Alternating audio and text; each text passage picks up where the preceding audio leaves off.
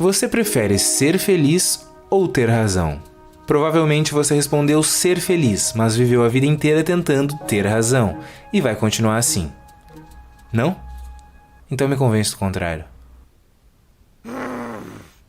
E ainda que muitos filósofos tenham se aventurado na busca pela felicidade, a gente está falando de filósofos. A necessidade de ter razão é mais forte do que eles.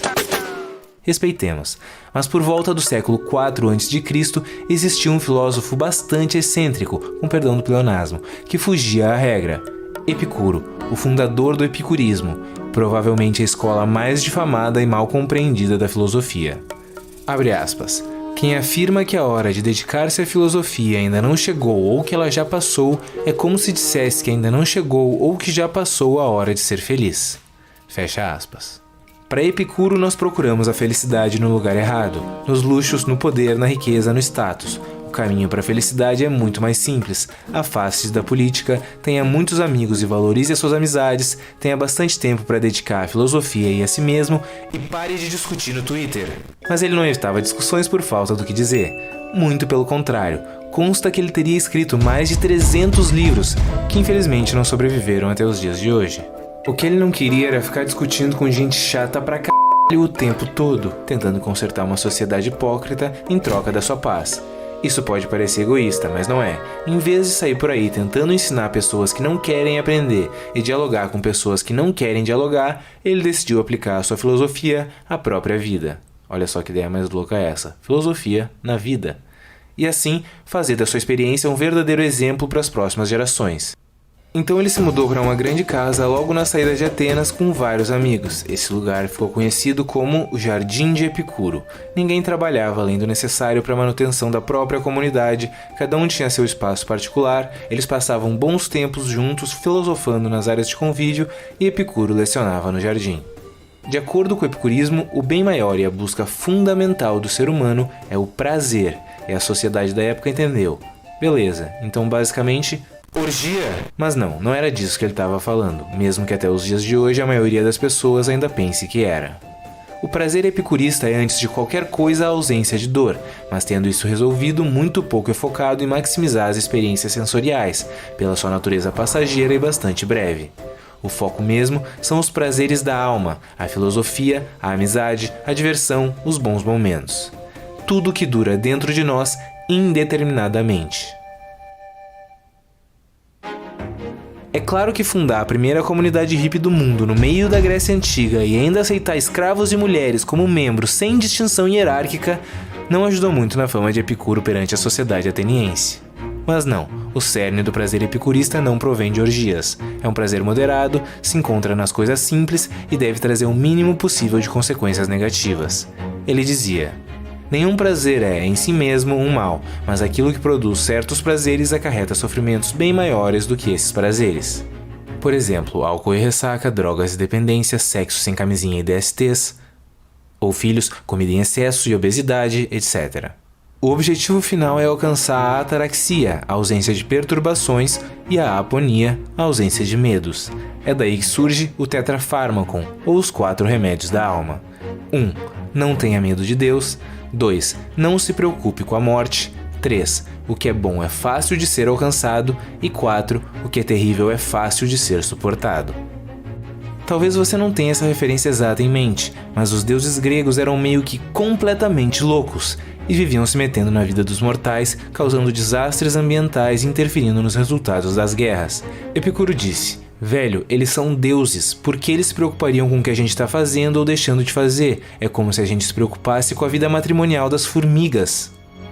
Beleza, ele nunca disse exatamente isso, mas algo do tipo. Daí surge o paradoxo de Epicuro, que diversos teólogos tentaram refutar ao decorrer dos séculos, com resultados que a gente pode considerar mais ou menos... Enfim, o paradoxo é tipo isso. Deus está disposto a prevenir o mal, mas não é capaz, então ele não é onipotente. Ele é capaz, mas não está disposto, então ele é malévolo.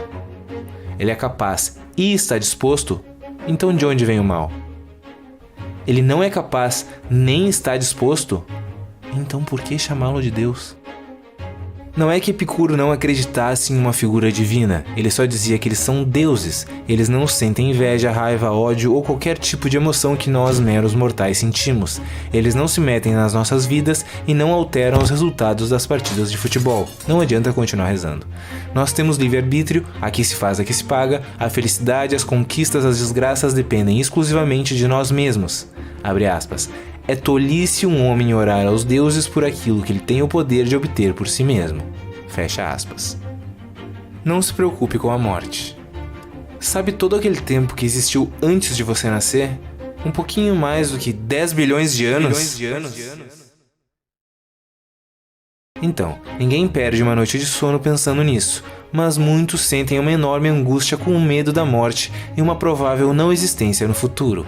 Mas se você deixar de existir, não sobrarão sentidos. Se não existirem sentidos, como exatamente você vai sofrer? Sobre isso, Epicuro diz: a morte não é nada para nós, porque enquanto existimos, não existe a morte, e quando existe a morte, já não existimos mais.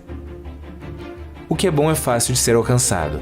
Se o prazer é alcançado pela ausência de dor, então em vez de se fartar em um enorme banquete, Epicuro acreditava que era a simples ausência de fome que constituía o real prazer. Ele se alimentava quase exclusivamente de pão e água, podendo beber uma taça de vinho e comer um pedaço de queijo no auge do esbanjamento. Como ele disse, nada é suficiente para o homem cujo suficiente é muito pouco. Quanto mais desejarmos, mais perturbações teremos. Parece contraditório, mas se o seu desejo é moderado, você poderá aproveitar os prazeres em abundância. Entretanto, se o seu desejo é abundante, ele nunca será satisfeito por completo. A riqueza exigida pela natureza é limitada e fácil de obter, mas a riqueza exigida por vãos ideais se estende ao infinito. O que é terrível é fácil de ser suportado. Ao decorrer da sua vida, Epicuro teve uma saúde muito frágil. De repente porque ele só comia pão, quem sabe? Mas ninguém entendia muito sobre nutrição naquela época. Nem hoje em dia. Enfim, essa condição fez com que ele entendesse como suportar momentos de muito sofrimento e concluir que a dor, na maioria dos casos, quando é aguda, não é duradoura e quando é crônica, se torna suportável. Isso é cada vez mais verdade graças aos avanços consideráveis da medicina. E, em último caso, sempre teremos a liberdade de optar por uma saída que é, digamos, menos convencional. Mas mesmo sob extrema dor, as lembranças dos prazeres da alma podem garantir a felicidade. Nos seus últimos dias de vida, ele escreveu uma carta ao seu amigo Meneceu, que ficou conhecida como Carta sobre a Felicidade, na qual ele contava que sofria de uma dor extenuante nos rins e no estômago, e que mesmo assim se sentia feliz por lembrar de todas as conversas filosóficas que partilhou com o amigo. Ao decorrer dos anos, o epicurismo foi construído e desconstruído, difamado e reerguido, mas segue até os dias de hoje mal compreendido por muita gente. Às vezes, pela simples associação ao prazer, o epicurismo leva uma fama enviesada, de um hedonismo sem ponderação, que é algo totalmente contrário à sua filosofia.